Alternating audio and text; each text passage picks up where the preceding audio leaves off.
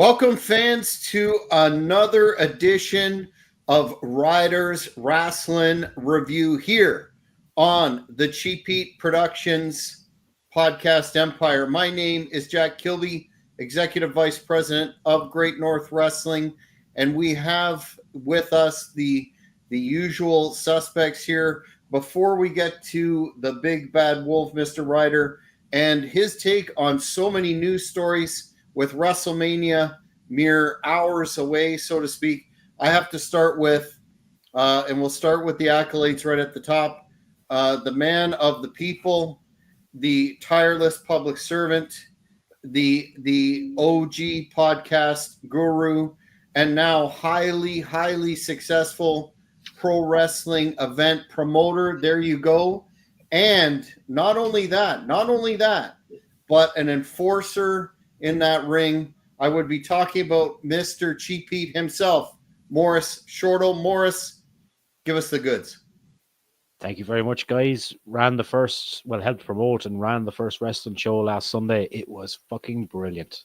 So had 200 people there, and everybody loved it. Kids went home happy. It was really good. So another one coming up in June, and more to follow, it seems. Whoa! You're leaving out kind of a big piece of information there, aren't you? About you came when you saw a wrong happening in that ring, and you came down to take care of business. You know, you kind of and then you pulled off, and you had the stripes on. You kind of reminded me of Ken Shamrock in the way you handled that situation. Well, look, I was prepared that there was a very angry Serbian man going around that day that wasn't too happy about coming to disgusting place, as he called it, Kilkenny, and I had a feeling he might try something, so I had someone there to watch my back. And hopefully that's the end of it, but I guess we'll see at the next show if anything comes of that. Well, congratulations on a very successful event, and you have now officially become immersed in the pro wrestling industry. And as they're saying, once you're there, it's like the Hotel California. You can check out anytime you like, but you can never leave. Mr. Ryder, do we want to talk about some of your recent activities in broad strokes before we get to the news? Or what do you think? I want to talk about the incredibly high prices at Maurice's show. And the front row seats were going for $1,800 a piece. And then there was a breakfast with Maurice. It was 32,000 pounds. And Euros. I wonder how that 15 euro. It was euro. I'm sorry, I apologize. Every seat in the house, 15 euro.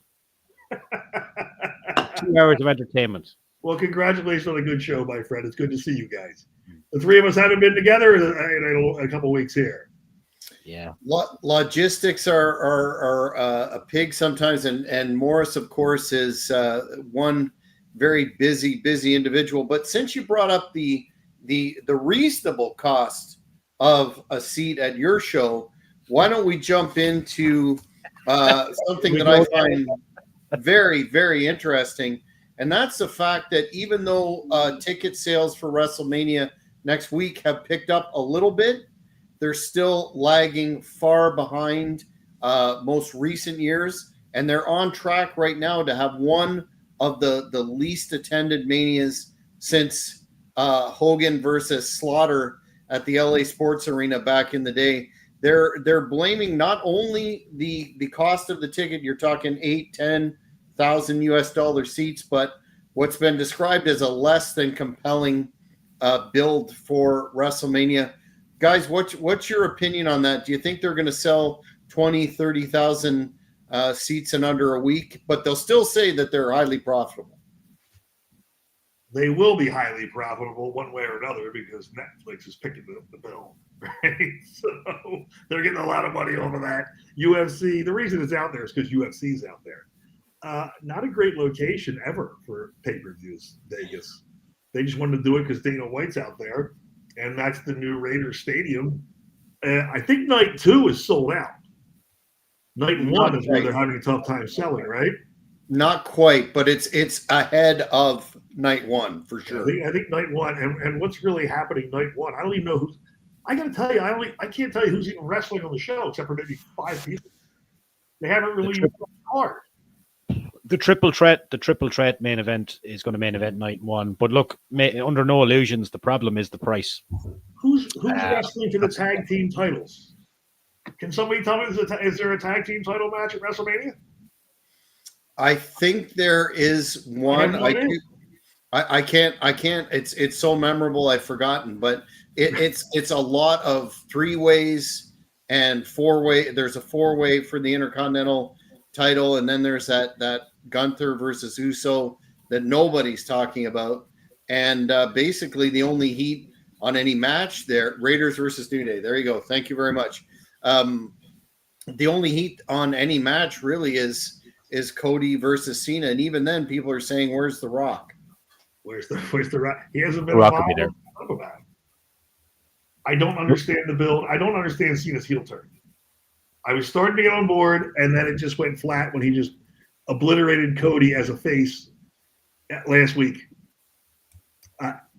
Why is he talking so much? He just dropped the mic and walked away. He doesn't say a word. Just get booed and leave. Why are we going talking? I think having that triple threat match as main event night 1, it's not a good idea. You know, the CM Punk could have went on a chase for the main event for the actual title belt for another year.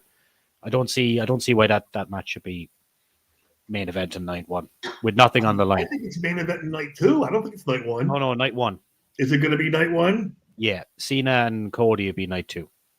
So Gunther and Uso, Goldberg's going to come out. He's going to spear Gunther for Uso's win. And is going to completely kill off Gunther. That is my prediction. That's the spoiler not coming out. Bill isn't looking like he's actually ready for a return. Last clip I saw him, he's looking like he's lost a lot of size. Maybe he's going to get on that Florida Water B12 in a couple of weeks and put on 40 pounds, right? What was the implication? They may have that down here. I think that's the finish of that match. I think it'll be a quick match. No one wants to watch that. Lots of protein. It's the finish. Speaking of which, have you seen CM Punk? He looks like he's fully following the wellness policy lately there too. I'd say he's put on probably 15. His traps are sticking out. He looks like he's put on maybe 15 pounds of muscle. That's a concern given his propensity to get hurt. I'm not saying that he is, but just saying theoretically that's going to put some stress on his tendons, so to speak. I would say that if anyone is not, it's Punk. You don't think so? I don't think Punk has ever done an aspirin, let alone a shot of test. I really, if any of them, I wouldn't think Punk would do it. I don't think he cares. He's working out hard then. Good for him. He could, maybe, listen, 5 pounds on TV is a lot. Right? Look at Sheamus. Sheamus came back 10 pounds over. He looked like a fat bastard. They made fun of him for 2 months. He was only 10 pounds heavier. And shout out to Sheamus for dropping by here in Dublin, Ireland yesterday at the School of Irish Wrestling to give about 30 wrestlers a seminar off the cuff. They didn't know about it. He just walked straight in the door yesterday morning. They must have been thrilled. That's actually very cool. Very cool. But back to night 1. Yes, ticket prices are probably a big effect. But hotel prices are also an effect. True. It's an expensive. It's in a very expensive place to have WrestleMania, isn't it? You know, overall. But also, it's not kid friendly. No, there's nothing kid friendly in Vegas. So what are you going to do with your kids all week long? Go gambling? Take them with the Scarlets? It's not a great place for WrestleMania. Maybe a SummerSlam Survivor Series. I know why they did it because UFC's there. They want all the executives make it nice and easy on them. We'll do it right there. It's in our backyard. We'll sell out. Where's Mania next year? Where's WrestleMania next year? Couldn't tell you. Why do I think it's New Orleans? They did it now. Yes. Right? Yes, you're right. Yeah. It might be New Orleans next year. Yeah. Yeah, for sure. So the ticket price is some, the hotels are another, and who wants to take their kid to Vegas? No way. Imagine you got 4 little kids with you, you're in Vegas and you're just watching all these girls. Come on. Or the guys that come up and hand you the cards on the street, those individuals. Right. So what are they going to do? Go to casinos for WWE events and meet and greets? Get out of here. It was not a well thought out plan. Casino, that's on them. Casino, and then in call, out call afterwards. That's all I saw when I was in Vegas last. Right. It's not kid friendly at all. Leave the kids. Leave the kids and the wife at home. Go enjoy yourselves, fellas. That's what we're saying here. That's what it would wind up. That's why the ticket sales are down. It's all dudes going. Well, we're gonna have to see how that plays out. I'm gonna attempt to watch both nights, hopefully with some stimulants. Well, also, nearby. keep in mind, isn't night 2 on Easter? Yes. Yeah, you're right. Wow. I'm going to watch night 1 live next Saturday night, but then on night 2, I have an event next Easter Sunday, not my event, but a local event that I need to go to, and I might be back around 2 a.m., so I'd still catch the main event. Right, but see, you don't hold a pay-per-view on Easter Sunday. Yeah. People aren't going. Jesus is probably a little more important than John Cena to people. Mm-hmm. Probably not too concerned about John little Cena bit when Jesus is involved. So tactical error all the way around. What's your prediction, guys, for the whole Cody Rhodes deal with John Cena? Who goes over there? We'll get you locked in for this, and since it's basically the only one that matters, I guess. I still think Cody's going to win. John Cena's going over, hands down. No doubt. If Cody goes over, you will have the worst Monday Night Raw after Mania of all time. Cena goes over, you will have one of the highest rated Raws maybe in history. I just think there's an opportunity there for the chase that we talked about before, because if Mania was his final match or whatever, then maybe. But I still think heels should never chase. Heels should be chased. Cody was so much better chasing Roman Reigns than he has been as the champion. So Cody's there hasn't been any real angles with Cody. It's just been, I'm going to wrestle this guy at this pay-per-view, this guy at this pay-per-view, and this guy at this pay-per-view. There's been no long-term storytelling with this put over. He's going to need to finish his story again. Yeah, I'm gonna finish the story again, one more time. Well, I gotta say, I think Mr. Ryder is absolutely right, and Cena's going to win, and could be part of the redemption story arc that will follow just in time for him to be a babyface again before he calls it a career. Speaking of former opponents of Cody, I got to bring this one to your attention. This had me shaking my head, and I know some people think it's fine in the modern era. I don't. Kevin Owens, who is out of WrestleMania due to that neck injury, had surgery. He's been all over the place recently. He was on Chris Van Fleet's podcast, and he spoke out on body shaming.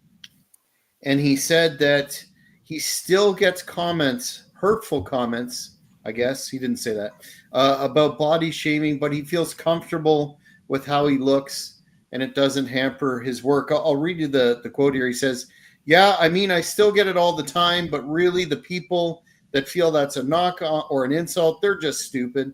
I'm so comfortable with how I look. I always have been. It's probably what's driven so many people crazy, because my weight has fluctuated over the years for sure. There were times that I was much heavier than I am now, and there are reasons for that. They'll say, well, you weren't working out enough. You were always eating like shit. Yeah, that's true, but it never hindered my work." Kevin's a millionaire. He doesn't care what people on the internet are going to say. Plus, WWE trusts him a lot. He had Stone Cold Steve Austin's last match. Yeah, I think he'll be okay. I would say that, you go back to the 80s, 90s, you had all kinds of different body types. And then Vince wanted all bodybuilders through the Attitude Era. Kind of got rid of that. And they've kind of gone back to that. Big Boss Man wasn't in shape, but he was great. I think Kevin Owens is a tremendous worker. He's actually one of the best workers they've ever had. But he doesn't have that look. I kind of feel bad for him that he feels that way. But he does have millions of dollars in 3 world championships. So, I mean, I guess he got the last laugh on that. I'm okay with it. I don't like T-shirts in the ring. I never did. You know, maybe a singlet. But, hey, listen, you can't argue with his success, right? So I feel bad that he feels that way. He's a great worker. I know Jim Cornette and him got a note over his weight a long time ago at Ring of Honor. And maybe that stuck with him. He's a little bitter about it. But I've heard he's a very good guy, and he seemed very genuine. I'm sorry he hurt himself, and I wish him well. I don't know what injury was. What was it, the L1? What did he hurt, C1? Yeah, C1 vertebrae. Same injury as Tyson Kidd, right? Yeah.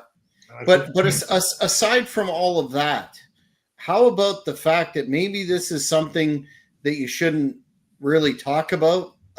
You know, I know kayfabe is dead, et cetera, but did you ever hear the Big Boss Man or say Bundy or Jerry Blackwell or One Man Gang or on and on, you know, going on about people that body shame them? I mean, that's such a modern sort of concept. I would prefer if they wouldn't talk about this, because I know you guys are right. He doesn't care. He's a multimillionaire, but this isn't going to help his business or anybody else's. It kind of removes any sort of mystique around the guy's character that he's talking about sticks and stones. You got that, Maurice? Go ahead. You had your mic up. Yeah, no, I just what I said before. I think it's systematic, and you mentioned some people there we never heard them talking about, but there's just this era of podcast and social media, people having phones and cameras in your face. It's kind of hard to avoid it. Now, I'd expect comments like that coming from women, and they do get a lot of abuse online from guys as well. But yeah, maybe less is more. Maybe he shouldn't have said anything, but he comes across as someone that doesn't really care anyway, I don't think. Well, did it hurt his character? I don't know. His character is out of a tough guy, right? So I guess he exposed himself for, you know, maybe being a little more sensitive than he should be. A little soft on the inside, but a prize fighter on the outside. Hey, listen, he's a talented guy. He's athletic as hell for a guy his size. You know, I pick on Sami Zayn relentlessly because Sami Zayn looks like shit. But, you know, also a millionaire. So, I just feel I do feel like if you're in this business, whether you're a bigger guy like Otis, right? Otis is the strongest son of a bitch, one of the strongest son of a bitches there. That bench press is like 700 pounds. Like, you can be a Ken Patera powerlifter and not have abs. I mean, so at least be tough. And I think Owens is tough. I think he's a tough guy. Whether he can win a fist fight in a bar, I don't know. But he's definitely a tough guy based on his work rate. Yeah, I guess it's just one of those things where probably you don't have to you know, disclose all the information that you would have with your loved ones or a psychologist, whatever. But yeah, we're living in different times for sure. And I think I agree with you though. Sami Zayn is another guy that looks like he hasn't seen the inside of a gym since high school, and call me or a tanning bed. Exactly. So call me old school or whatever, but I kind of think that should be an occupational requirement to work out and actually get a tan and kind of try and look the part. But maybe that's Vince liked him tan with abs. Wow. But anyway, I have a Sami Zayn prediction for you too. I think El Generico will make an appearance at WrestleMania. Interesting. I have a feeling that with the guy in the mask that everybody thinks is Chad Gable, I think he's going to want him wrestling El Generico. Interesting. Well, we'll have to keep tabs. Write this stuff down. We're going to have to make Ryders Rasslin predictions and see how they turn out next show. Another big story that just kind of popped off was Morris, one of your favorites, Chris Jericho, is saying that he's taking time off now. Initially, it was for a Fozzy tour, but he would have Wednesdays off, but he'd be able to work Dynamite. Turns out that's not the case. He's taking an extended absence, and there's no time frame to come back. I think he's locked up for still, I think last I heard was like 27 or 8 or 9 in there for his contract. But Meltzer is speculating that maybe this is the big opportunity for him to get out and come back to the WWE for that one last great run in a Hall of Fame deal. And I think personally, if he's going to do that, he should, because no disrespect, but he's clearly lost a couple of steps in the ring the last few years, and no time like the present. What do you guys think? I think Jericho is one of the greatest of all times. I don't think he gets enough credit for how good he's good. And he's a little guy. Jericho's not a big guy. He's definitely lost a step, as we all do as we get older. Tony Khan will let him out of that contract. Tony Khan doesn't lock guys down and hold them ransom. It doesn't make money. It doesn't make sense business-wise for a company that's losing money to keep him if he doesn't want to be there. Just let him go. So if he wants to go back to WWE, they will shake hands, part as friends, and he'll show up on Raw or SmackDown. Should he go back? Absolutely. And he'll go back on a limited schedule, and he'll get over like a son of a gun, whether he's doing the list or another character, and he should go into the Hall of Fame and as a first rounder, and it'll be amazing. And maybe that'll be next year for him. The guy works seriously hard. Like, he's always wrestling. He's in movies. He's doing Dark Side of the Ring. He's touring with his band. The guy's just on the go. He's doing multiple podcasts a week. He's touring with a Kiss tribute band now as well. He's just doing so much at his age that maybe now is the time to just take a breather for a few months. And if that's what he's doing, you know, it could benefit him. If he is going to WWE, which I think he should, for that one last run in that Hall of Fame, I think it'd be nice for him to go into the Hall of Fame while he's still wrestling and maybe just do one more match at a WrestleMania, and that could be it. He could hang up the boots then. What about a Ric Flair style angle that he's getting pressure to retire and he never retires till he gets retired? I think that's worthy of recycling again. 100%. Who would retire him though? Well, therein lies the problem. They sure messed it up with Kurt Angle, didn't they? Who would you like to see, Mr. Ryder, retire Jericho? Jericho, he's wrestled everybody in the world. The only one that makes sense would be him and Cody Rhodes. The only one that would make sense. He'd have to go back after Cody. But Cody's not going to have the title. So, it wouldn't be Randy. It wouldn't be John. It wouldn't be any of who's left. It would have to be Cody Rhodes. Yeah. Well, we're gonna keep tabs on that one for sure. I think Khan will let him out of his contract, a la Steven Regal, and we will see him back there. But speaking of Tony Khan, here's some big news just dropped last night.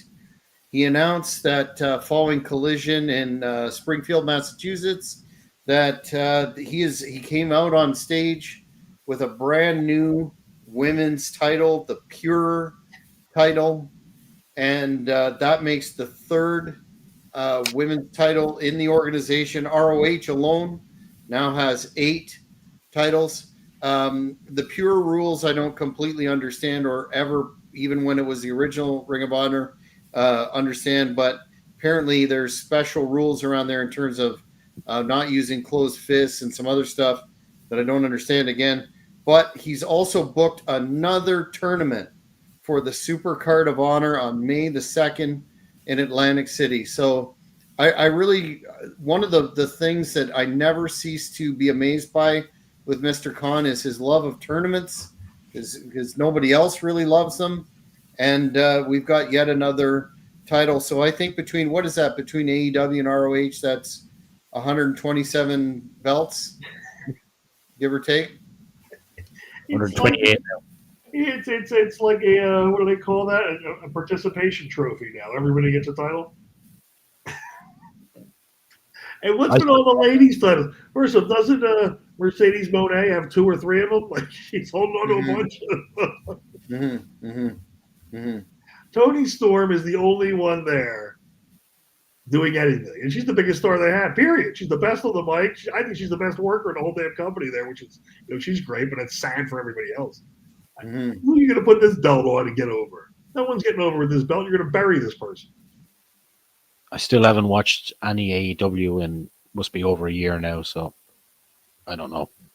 Well, I can tell you this from the matches that I saw at the live events last year, where I went to 3 AEW deals to cover for the channel. The ROH women are very green. I think it's a stretch to call them TV ready.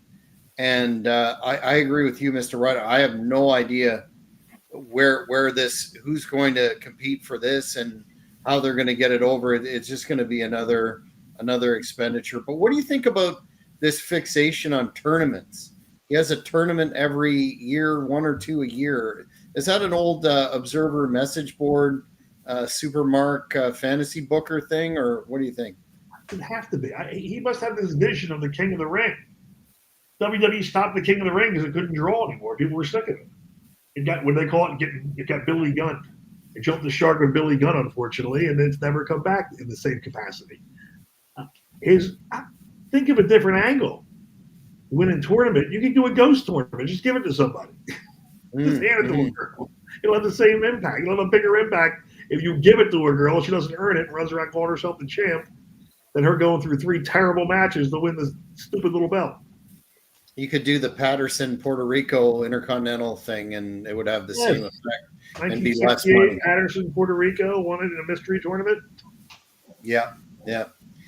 Well, Morris, what do you think of tournaments? Are they big over in the Emerald Isle and in Europe in general? Still, I know there was the great Otto Vance managed a number of tournaments that got a lot of coverage in the wrestling magazines back in the day. What do you think of Khan's reliance on this? I think tournaments. I think the last time I may have seen a tournament over here, there was maybe a tag team tournament, but it was only 2 teams were facing each other, and then the winning teams would face each other in the final. It wasn't overkill, so it was 4 teams, 1 winner, and then the winner got a shot at the next pay-per-view event. It's not really pay-per-view, but the next big event over here.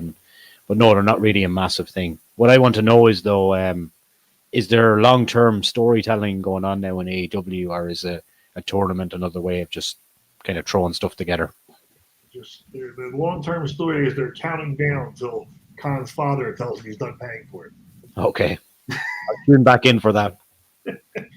However, another piece of breaking news that could greatly bolster their division is the fact that last night, maybe you caught this, Morris, Becky Lynch made a statement that she's not wrestling anymore. She was in a something called Ultimate Improv, talking about how it was WrestleMania season and how despite being WrestleMania season, she was not going to wrestle anymore. Here's the exact quote. "It's WrestleMania season now, isn't it? I'm not wrestling anymore. Maybe one day, but not now. Thank you very much, but my husband is." Do you see Tony coming in with some big bucks and signing her and maybe, revitalizing that whole women's scene there? I cannot imagine that she would go there. I'd say maybe she's taken some time off, like probably different being the mother and having a child and then taking some time off rather than being a father, I think. So I think it really comes down to the child, but I can't see her going to AEW. No, not when. I think she'd be welcome back at any time within WWE. So, and with Seth working there as well, it's just a no-brainer, I think.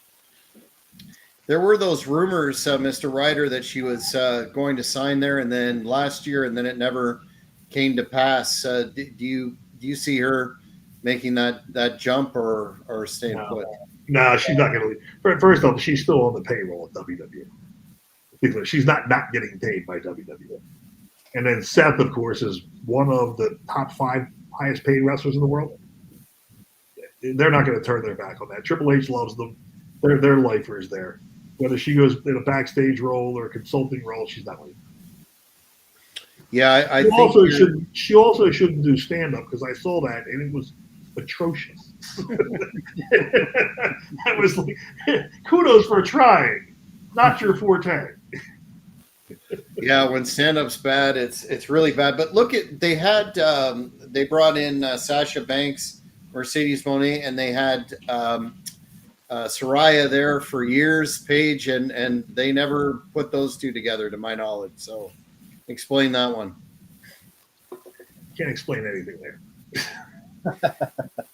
Yeah, it's hard to follow. Did you guys catch on Friday the another AEW escapee Phoenix? Ray Phoenix made his debut on SmackDown. He got a good reaction, but not to the level of Penta's. He got the win, and then he did this promo deal where Meltzer says he introduced a catchphrase. He said, "I am WWE and Nemo." My Spanish is rusty. I got to, brush up on it. But what do you think about Phoenix? Is he going to be a difference maker? Is he going to team up with Penta again? They certainly have a strong mid card, to say the least, and a real head scratcher that Tony pushed them for a while, and then they seem to get lost too. Listen, I don't know why they're pushing luchadors so hard in WWE. They've never gotten over. Except Mysterio. He's the only one. I mean, listen, he's a great luchador, but Mysterio is not a luchador.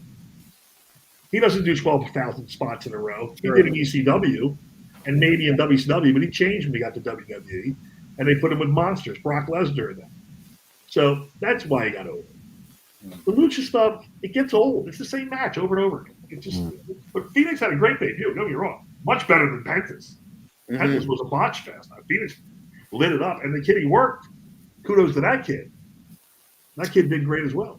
His name was Nathan Fraser. He was a local. Was he a local? Good for that kid. So. Yeah. Wow. Well, they should sign that kid. That kid lit it up. Good for him. Good for him. I thought he was an NXT guy. And was that match? That match was on TV, was it, Jack? I didn't see it. Yeah, SmackDown.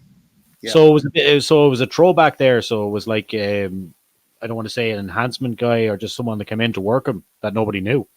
Unless he is an NXT, but I've heard him characterized as a local. So maybe he is, maybe he's not. But yeah, I did hear that he really was a great base for Phoenix. He did a great job. He really did. In fact, I think he was. I think he carried the match. That kid was really on point. I'm gonna have to go back and watch that again. What about the Mexicools? They were certainly over. Did you not think? I remember the name. I can't picture who they are. What about Taka Michinoku?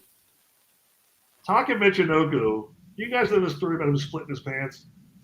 No.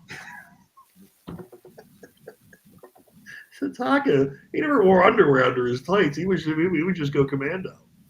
I think they were working the Headbangers in Baltimore live on Raw, and Taka ripped his pants all the way up and didn't know it. He was fully exposed. So the Bangers, and then I guess whoever's on the microphone telling the ref, started calling all kinds of sunset flips and all kinds of stuff live on TV. And Taka's completely bent over. We were in the back howling, laughing. And then Taka in the back, and then they told me he had completely exposed. Oh, it was a riot. What about the go behind reach around, the Pat Patterson move there? Was that part of the entree that match? Or I didn't see that one. Or the Al Snow push jump, pull your tights over so your wang hangs out for the audience and hold you up overhead. That's a good one. Hopefully he decided to wear underwear after that. I don't know if he did or not. He was all out. No, the Mexicools were the team of Psychosis, Super Crazy, and another individual I'm forgetting right now. So was it Hoovy? It was Nunzio, wasn't it? Was it Nunzio in that? No, he was FBI, and their gimmick was they came out to they were riding lawn care equipment or something like that. Hoovy, who was in love with Randy Orton. A lot of heat. Was he really? Give or take? I don't know where this was. Both. Paul London tells this story with so much enthusiasm. Randy Orton is in bed. He's trying to go to sleep. And someone keeps banging on his door. Going, Randy, I need to talk to you, Randy. He's banging on the door. And Randy Orton is telling them, go away. Leave me alone. So finally he opens the door and it's Hoobatubes. And Hoovy's going, Randy, I just want to kiss you one time. Please just let me kiss you one time. Orton almost fucking killed him, is my understanding. Paul, if you get Paul London on here to tell the story, he tells it with more enthusiasm. I guess he was there that night. Well, Hoovy did a lot of chemicals. Did he not get fired from either? It was WCW, I think, because he went nuts on some police or something like that. I don't know the answer to that one, but I wouldn't be surprised. Yeah. Chemicals in wrestling? Yeah. No. Really? No. Say it isn't so. I think me and Punk were the only ones that weren't on chemical. Maurice, do you have thoughts on that one there? I suppose Randy Orton would be considered one of the better looking men in the WWE. So he knew what he was going for. But I do not think I would try anything like that if I was indeed inclined, especially on Randy Orton. RKO out of nowhere. Well, the big mystery about who's going to induct Lex Luger to the Hall of Fame has been solved, and it's not going to be Sting. Apparently, it's not going to be Sting. It's DDP because of the fact that he's credited for helping him recover, and they have a friendship. But I guess the relationship there between WWE and Tony Khan is indeed still very chilly, and they couldn't either. Sting didn't ask, or when you read what was happening, it's not certain whether they were actually talking or it was theoretical. And when Khan was asked about it, he didn't really say much. So how do you guys feel about that? Do you think that takes away from Luger's induction, or it's a Hall of Fame? So yeah. I don't think it does, because it does make sense with DDP there as well after everything he done for him. So I think if people will make it a bigger story than it actually is, I don't think it's a massive deal at all.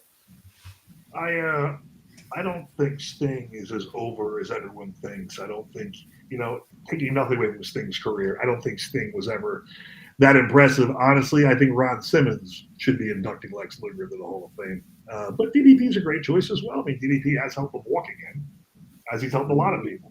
Mm-hmm. But I think Ron Simmons should be inducting Lex Luger. Yeah, I don't really think it's going to make that much of a difference, but I think you're right, Morris. A lot of people are running with that. Yeah, I'm glad that he's still alive while they're doing this as well. Good segue.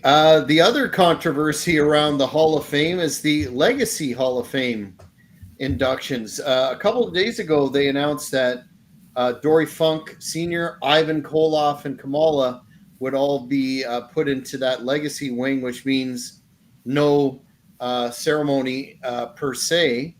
And some fans are questioning, how somebody like Tugboat and Michelle McCool merit, those full introductions when, talk about a central figure to modern wrestling. Ivan Koloff certainly would deserve the full deal in a lot of people's opinion, myself included. And Kamala was a tremendous star, tremendous character. He worked in all major companies, several territories, hell of a monster heel. I think there might be some legitimacy to those criticisms. How do you guys feel about it? There's only so much. Again, it's a TV show. There's only so much time. They got to get the speeches in. I guess they're going to honor them, but not honor them too much. Is Luna going in? Are they putting Luna in that way too? Yeah, Legacy wing. Luna in. Here's one. Gangrel, my very good friend, who was married to Luna Vachon, they're both very good friends of mine. I don't know if how his relationship is with Hunter. That might be why. I don't know the answer to that, but that's what I would assume. So I'm glad Luna's going in. She was absolutely wonderful. I love Luna Vachon. She's one of the ones that nicknamed me Quiz, and she was actually just one of the best people you could ever meet. And I tell you what, tough, unbelievably tough. Is the legacy element going to be used for maybe previous rocky relationships that they don't have to, let's say, get family members involved or whatever, and they can just kind of push them on through? Possibly. That's well thought out point. Possibly, right? some of the fans said, well, the legacy wing is for the dead, deceased, to get recognized. Yet I remember distinctly, Rick Rude's family put him in with a full ceremony. Perfects, the Henning family put him in. So it really does. It's not consistent across the board. Bam Bam Yeah. Bigelow.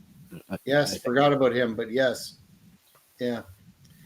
I get that it's a TV show, but I think maybe they should set aside some time each ceremony to do an actual, rather than put in three, maybe space it out since they're not with us anymore, and do a full, like Bruiser Brody got put in the legacy wing. I think this is just Triple H's way of now being able to induct Chris Benoit into the Hall of Fame finally. He didn't know he was going in this year. Did you know that? It was a total surprise. Yeah, that'd be a surprise, Larry. No, that's not going to happen. I don't see that. Yeah.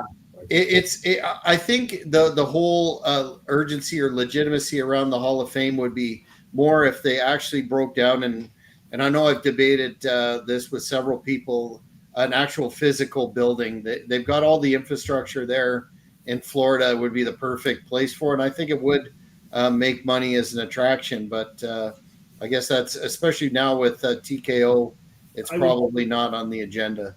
If they do it, they would do it in Vegas now. Oh boy.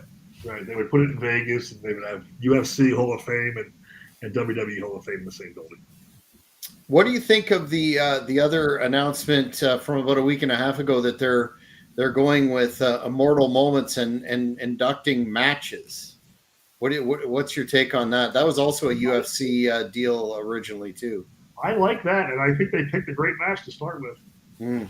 I mean, Bret Hart and Austin. I mean, that set up the entire Attitude Era. I mean, that match was. I wonder, are the matches going to be WrestleMania matches, or are they going to be open to all matches? I think it's going to be open to all matches, and I would. If they won't do it, but Chris Benoit, Kurt Angle on Raw was one of the best. I was there live. It was one of the best matches I've ever seen in my life. It was unbelievable, those two. And I think they had quite a few bangers, those two. I've seen one as well that sticks in my mind. It was Undertaker and Kurt Angle at No Way Out. I can't remember what year it was, but it was. Has Kurt Angle ever had a bad match? No. Right? Never. Yeah. I was with his brother. We were in OVW with his brother. His brother it was coming back from I think a torn tricep. And me and Dr. Tom were in the ring working with him. And I said to his brother, I've never seen anyone get so good so fast. And his brother, I think his brother's name is Mark, goes, yeah, you should try living with him. Was that the brother? That was the brother that done the old switcheroo with a few times, wasn't it? Switcheroo with him a few times, yeah. Eric, I think is his name, isn't it? Eric Angle? I thought it was Mark. Is it Eric? Eric Angle, yeah. Yeah. Well, another interesting story this week, and I guess it's interesting, but it's also tragic, is the word. Did you see that Tammy Sitch, there's a settlement in her court case. She settled it out of court with the family of the individual that she struck and killed while on her upteenth impaired driving episode. I guess she settled for $5 million to pay that family, and will remain in prison, I guess, till 2039 at this point. But these civil things are, I mean, good for the family, but it doesn't bring the person back. And I'm wondering where she's getting that money to make unless there was an insurance deal. It had to be car insurance. That's a lot of money in a car insurance policy. But maybe she had extra insurance. Who knows? You know what? She had somebody DUI. She might have had to carry big insurance. Mm-hmm. That's a possibility. Mm-hmm. Let me figure what's banging on my back window real quick.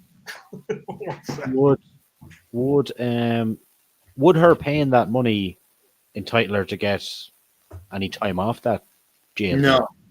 No, that's just a civil, a civil matter. But I don't know if you saw the interview I did last night over on the Hannibal TV with Pat Tanaka of Bad Company and the Orient Express. Tammy made some comments about Pat stealing Chris Candido's car and owing the money and et cetera, et cetera. And Pat was very forthright in saying that's because I was the only wrestler that I knew. She was involved in some coitus backstage. He saw it, and he goes, "I ratted her out," and that was a receipt. And what struck me is the interviews that we've done with Johnny Candido on the channel. That was something that it was always asked. If this was happening so flagrantly, why didn't anybody, go up to Chris and spill the beans, so to speak? And Pat did, and he struck me as being very credible at the same time. So, yeah, just not a nice person all the way around by the sounds of it. I like the fact though that the family's getting some compensation, but it's hopefully when she does leave prison, whenever that is, She's not leaving prison. Yeah, she'll be like 70 something, I think. Yeah. And that's a shame. Tammy was straight back on OnlyFans. There's a market for everyone. We were replaced by AI by then. Tammy was an awful lot of fun when she was younger. Very nice to be around. Her and Chris Candido were very friendly, always a pleasure. But you watched her going off a cliff. And then when Chris passed away, she was done because he was the only one that could hold her together. And then she just went straight bore, and then there was no holding back. And there was no one to help her. No one ever told her slow down because she hung out with the wrong crowd, and that was a shame. But hopefully the family's doing well. Sorry that happened to them. It's terrible. Well, our last story of this edition of Ryders Rasslin Review is an interesting one. It's courtesy of Drew McIntyre, who appeared on a podcast and talked about younger wrestlers being soft. And he said, unless I was dead, I would continue a match where there was an injury. We've seen examples like Triple H. He tore his quad off the bone, but continued the match. He was even put in the Walls of Jericho, a maneuver that puts a lot of pressure on the quads, even though his wasn't attached. That's the kind of mentality most of our superstars have, or maybe that's just some of them, because some of the new guys are freaking pussies. I love Drew McIntyre. I've always liked Drew McIntyre. He's 100% correct.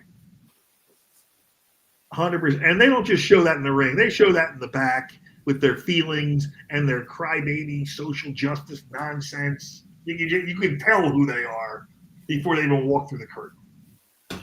I feel like Drew McIntyre you'd think it's an act all the time, but he's actually telling you how he feels, It's a shoot all the time. Well, look what Drew McIntyre did. Drew McIntyre was handpicked by Vince McMahon. And then he kind of dropped the ball. And when he left, he didn't cry. He didn't complain about WWE. He went and gained 65 pounds of muscle and came back. And now he's a 3-time world champion. And more to come. So good for him. He's a locker room leader. He's a smart guy, and I don't hear him getting in trouble outside or doing anything stupid. No, he went a step farther than The Undertaker, who just basically, said that they were soft. Do you see this having any negative repercussions for him, or is he untouchable at this point? Untouchable. How many monsters do they have? 3? Yeah. They're trying to give an illusion of monsters. Who's the kid that just broke his ankle in the elimination, the Hell in a Cell match, Survivor Series? Tsunami off the top. Oh, yeah. I know what you're talking about. Yeah. They're trying to tell her he's a monster. Yeah. He's like 5'8". I think Drew McIntyre, with the way he acts outside the ring, fits into the whole TKO model of making kind of wrestlers more believable, if you know what I mean, with like the UFC kind of stuff. And for him to just be saying stuff like that, I think is perfect for the company. It's probably coming from TKO to try and blend the audiences a little bit more as well, I think. I think Drew's a generally tough guy. I don't look at him and think this is a guy that I can walk right through in a fist fight. I wouldn't mess with him anyway. No, and you got to give him credit for regardless of those that say that he's he can say this because of being in the position that he's in. He's being honest. I don't think anybody would argue that the current generation with HR departments and safe spaces and whatnot are not nearly made of the same stuff that the previous generations did. And it maybe that kind of thing is healthy because it might cause some of the newer talents to go, I want to be like him. I want to be more stoic like him and not toughen up a little bit, because it's a very, very hard industry no matter what way you slice it. Well, listen, if anyone takes offense to it, they're going to wind up having to wrestle him at some point. He's going the match between him, Sheamus, and Gunther at Mania, the triple threat, was actually one of the best Intercontinental matches I've ever seen, but also one of the hardest hitting. You don't want to get on his bad side, have to work him. He'll chop the piss out of you. Mm-hmm. And really, I met him once at when he was between WWE stints in Philly at the ECW Arena 2014 for an event. And you can tell he's a class guy and not a big mouthpiece. So you can tell that he's a legitimate guy you wouldn't want to cross. So, yeah, hats off to him and The Undertaker have been calling this sort of stuff out. Good. I'm glad they are. It's about time. These guys do need to toughen up. And I've talked to a lot of guys, Pat Kennick, NWA, and you can't find guys like Drew McIntyre. They don't exist. So he's not going anywhere. I mean, there's not a whole lot he can do to get fired. No, that's for sure. Well, do you have your predictions locked in? We're going to have to keep tabs on that and watch as much. Are you planning on watching Mania next weekend, Mr. Ryder? I am watching Mania next week, and I was going to go to Vegas. And I decided I'm not going to go to Vegas because Vegas is going to be a nightmare that weekend, and it was Easter. But I am watching it. I've got Cena going over. I have Seth Rollins going over and siding with Paul Heyman. So that will be the swerve there. I have Gunther dropping the title to Uso. And I'm not even sure who's wrestling for the Intercontinental U.S. title. You got LA Knight is going to get shellacked by the new Samoan. Mm-hmm. It's a four-way for the Intercontinental title with Braun Breaker and Penta's in that mix as well. Who else is in that match? So it's Braun Breaker, Penta, and who else? I saw it this morning. I've already forgotten. Isn't Rey Mysterio in that as well? No. When does Mysterio Jr.? I want Mysterio's son to get the Intercontinental title. Dominic's in it. Yeah, Dominic's in it. You're right. Dom needs to go over. Yeah. Although how he would beat Braun Breaker is beyond me to make it believable, but I guess he has to beat Penta, not Braun Breaker, right? What, to be the champ? I thought it was a fatal four-way. He's only going to pin somebody other than Breaker. Who else is in it? Yeah, you're right. Three-way or four-way? Poor Braun Strowman. Did he get anything? I don't think he's on me. I think Morris is looking it up now. Yeah, it's Finn Balor actually that's in that. Dominic Mysterio, Braun Breaker, Penta, and Finn. All right, so maybe Finn and Dom. That changes the dynamic a bit. If Finn's in there, Finn's going to cost Dom, or Dom's going to cost Finn, and then they might put the belt on Penta, which I think is a disaster. Yeah, that's too early to say the least. I would think it's too early, but they love them. Well, they're really trying to push into that market down there, and I guess they make money down there. I don't know how. No one has any money down there. I know they're not charging $1,000 a ticket. Mexico City. Damn straight.